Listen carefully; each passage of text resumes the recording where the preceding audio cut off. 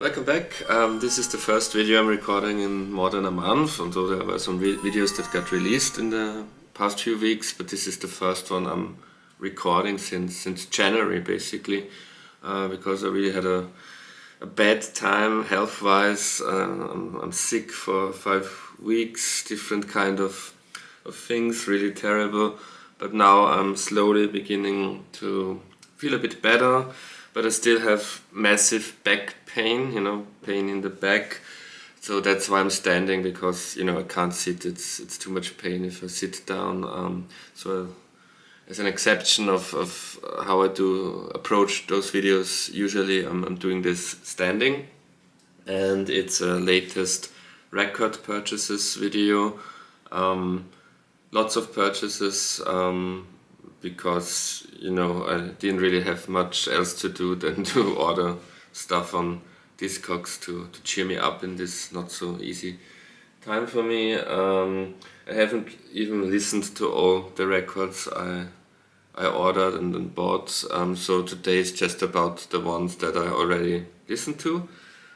We start with one of the very few things by Paul McCartney that I never had on CD or vinyl is this, the official bootleg Paul McCartney Unplugged. The other ones that I still don't have are like Back in the USA and all those terrible live albums from the 2000s. I don't really plan on buying those, but I was always aware that this is a very interesting, at least, and in my opinion great live album, because it's not the usual stuff by Paul McCartney live. I'm familiar with this album since I was a kid, because my father, I think, it's probably the only McCartney album my father ever owned. My father had it, and we listened to it often around the time it came out in the early 90s. And I had fond memories of it, and now I finally bought it, and I still think about it the way I thought back then. But now I know more about the background of that album, of course. Back then when I was like 10 years old, it was just an album that you listened to. And I liked it then, I like it now. And I would say it's probably the best and definitely the most interesting Paul McCartney live release next to Wings Over America. Because here, of course, it's an unplugged album. He does stuff he usually doesn't stuff, and also he omits the obvious things that you would expect from a Paul McCartney live unplugged album. So there's lots of, there are 3 or 4 songs from the first album, from the McCartney album. There's lots of late 50s, early 60s rock and roll cover stuff, and it's a good listen. It's a very relaxed, nice sounding album, and the cool thing about that album is it doesn't try too much. It wants to be a little thing, a small release, and I appreciate that. It's more like a skiffle album almost. It's a skiffle Paul McCartney. That's as closest as Paul McCartney on an album ever got to the Quarrymen sound, one could say. Then I purchased this. Maggot Brain by Funkadelic. Why did I purchase this? Of course, it's a classic album. I was always familiar with, I knew that this album exists. But I'm also a subscriber of the YouTube channel by, what's her name? Abigail DeVoe, I think. Abby. She does weekly vinyl reviews, and I'm often influenced. Her videos are really brilliant, much better than mine, of course. And whenever she does an album that I don't yet have in my collection, I often feel the need to change that, and I changed it with this, and I liked it. What can I say? It's a great. Expected it to be even more of a funk album. It's a classic funk album. I thought about it more of the stereotypical funk album, but it's it's really more. It's almost experimental in places, and it's really interesting, and yeah, it's cool. It's a bit different than I expected, but I really liked it. It's great record, of course. Next, a band that I never really could get into, classic English band from the 70s, 10cc. Oh, that's the correct way. It's a greatest hits. It's all the hits from 1972 to 1978, which is probably their career. You know, they didn't really do much before after that, I think. I was never really into the band because I only knew 2 songs, the 2 biggest hits they ever had, which are both, of course, on this album, Dreadlock Holiday and I'm in Love. I'm not in love, of course, I'm not in love.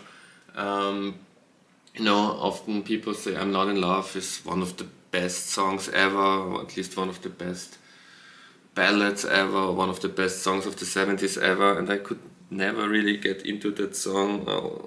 I can see why people, what people are liking about it, that it has this eerie atmosphere, but yet at the same time I think it's almost like Just the Way You Are by Billy Joel, you know. It has this, it's a bit of a boring, soft rock, soft pop ballad, and I like Just the Way You Are, but you know, I never could see this song as like one of the pop masterpieces of all time. So that was always, and Dreadlock Holiday is a nice funny song, but I also could never see why this has to be such a big classic, at least in Britain. So I was never really a big fan of the group. Plus Eric Stewart, you know, one of the 2 songwriters of the group, is co-responsible for the worst era of Paul McCartney's career. You know, he was like the new Danny Lane after Wings disbanded. He was like the co-guy, also co-songwriter on many songs from 1980 to 1986. So he's in a way, in my opinion, co-responsible for some of the worst Paul McCartney albums ever, like Give My Regards to Broad Street, Press to Play, that kind of stuff. So I really had a negative kind of opinion of the group. But you know, I always suspected that they had great songs because it's a great songwriting team. You know, they wrote also the other guy, Goldman, wrote some of the best songs of the 60s, like Busted by the Hollies or No Milk Today. So I knew they had to have something for me. And now I finally bought that album, maybe because I'm reading the McCartney Legacy Volume 2 book at the moment, and there's this episode where Paul McCartney records in their studio in next to Liverpool for the McGear album, and he really gets, you know, he gets close with Eric Stewart, of course, but he also really is impressed by the way they produce the records, and now after listening to this album I can really connect the dots, because lots of the Wings stuff from after Paul visited them at the studio, lots of the Wings stuff like Venus and Mars, London Town, the production is very similar to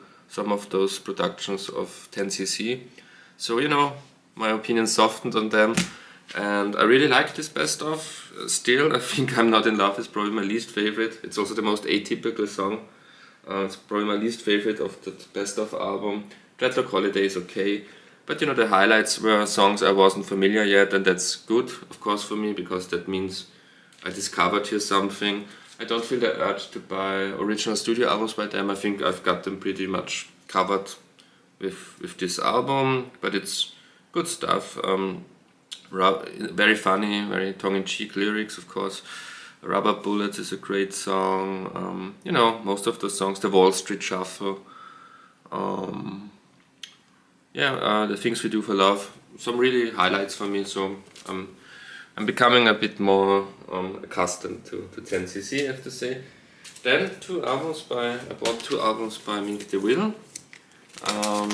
Coup de Grâce from 1981 and Where Angels Fear to Tread from 1983. And you know, this is to me was a masterpiece, this was a revelation.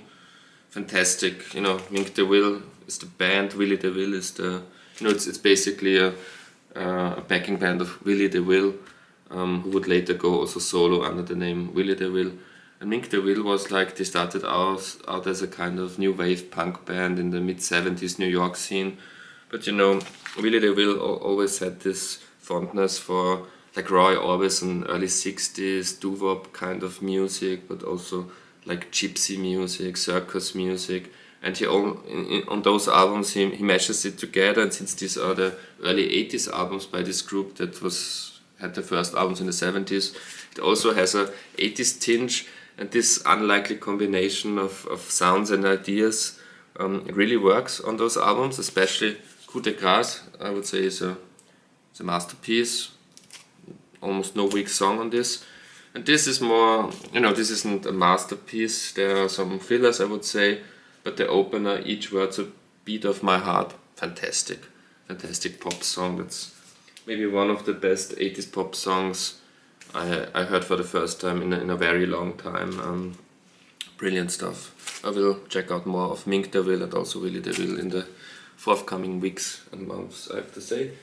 But the best, well, let's keep the best album of this bunch for as the last album of this video. I also finally, I never owned it, I never had it before, finally purchased Black Star, David Bowie. It's a really expensive album, so you really have to wait for an opportunity to get it in a good condition for under 50 euros or something like that. And I think this cost me around 40 to 50 euros. And yeah, like most critics said at the time, this is really a brilliant last album, and it's really the perfect last album, you know, when you're aware of you going to die. You couldn't really make a much better album than this about that.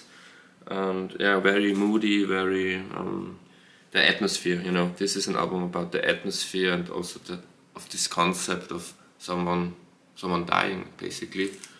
So it's a moving album, but it's not an album you will listen to every day, because it's also, if you listen to this every day, you probably will get depressed. But you know, at least to listen at least once to it and be impressed by it, and maybe all 5 years listen or something like that. But it's really an essential addition to every David Bowie collection, of course. I will do a David Bowie album ranking in this year, I think. I still haven't listened to every album of his, the albums from the 80s, from after Let's Dance, which is one of my favorites, that I never have listened to, because basically everyone hates them. But you know, I will fill those gaps this year, and maybe we'll do an album ranking, and I'm pretty sure this will be pretty high, maybe lower top 10, like something number 7, 8, 9 or 10 in my album ranking by David Bowie. Don't know yet the exact positions, but yeah, not really standout tracks, but as an album experience, you know, every 5 years, like I said, very impressive. And now the best album I purchased, or yet listened to, of lots of my purchases. This is really a 10 out of 10 masterpiece. This is one, you know, when you are a record collector, a pop fan for such a long time, it's really rare that you listen for the first time to an album that is that good, and that is so much about things that you like about pop music. And it's the Psychomodo by Cockney Rebel, Steve Harley and Cockney Rebel. You know, I was always, of course, familiar with the big hit, Make Me Smile, Come Up and See Me, Make Me Smile. This is around from around the same era, you know, the glam rock era, and it's the first time I ever bought an album of Cockney Rebel and or Steve Harley, and you know, this is incredible. No, I'm not so sure if the other albums are as good as that. I guess not, because this is often regarded as his finest moment, and I can see why, you know. So with Come Up and See Me, Make Me Smile, which isn't on the album, he wrote one of the best songs of the 70s, and in my opinion, Psychomodo, maybe one of the best albums of the 70s. You know, I ranked my, I think, top 50 favorite albums from the 70s, and it wasn't in there because I hadn't yet listened to it. If I would redo my favorite 50 albums from the 70s video, this would clearly be there somewhere, maybe even top 25. You know, this is a brilliant glam rock album, you know, in the vein of, you know, what Bowie was doing around the same time with albums like Aladdin Sane, Diamond Dogs, even Ziggy Stardust album, and also has elements of, you know, Lou Reed, Bob Dylan, Velvet Underground, T-Rex, Roxy Music. So the only thing I would accuse this album of is not being 100% original. You know, it's often like pastiches of those other artists that came before, or around the same time. But you know, it's brilliantly done. You know, it's also, of course, it's a brilliant production because it's co-produced by Alan Parsons, and engineered by Geoff Emerick, recorded at Air Studios, you know, George Martin Studios.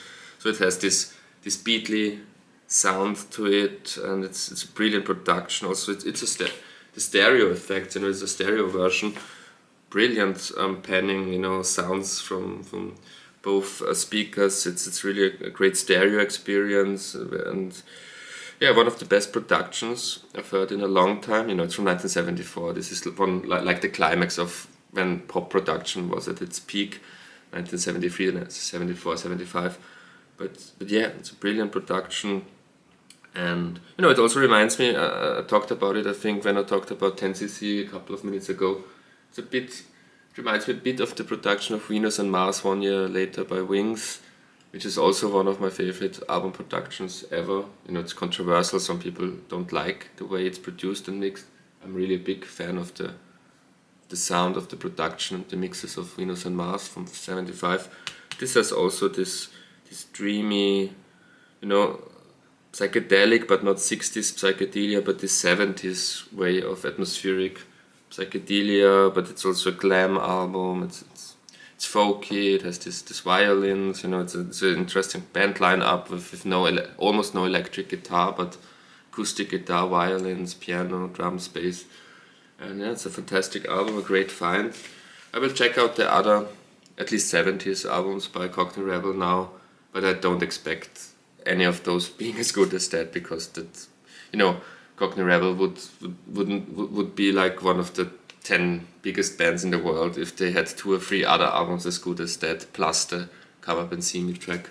But yeah, we'll check out the rest. Also Willie and Mink De Ville. We'll check out other albums. I will finally complete my Bowie collection so that I can make a ranking of David Bowie somewhere in the second half of the year.